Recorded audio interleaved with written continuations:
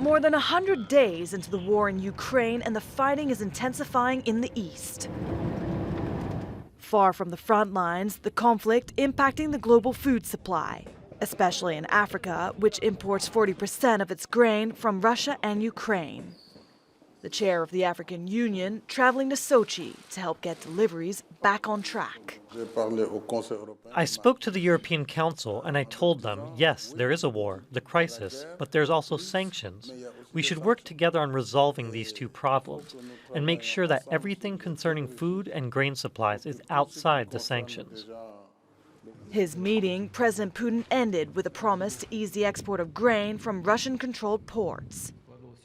Putin blaming the West for using Moscow as a scapegoat.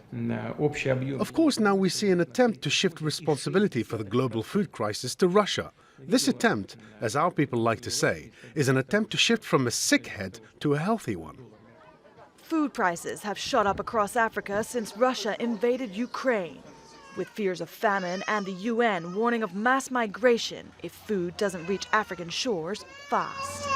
Russia's played a hunger game recently to put blame on Ukraine and others for blocking Ukrainian food exports.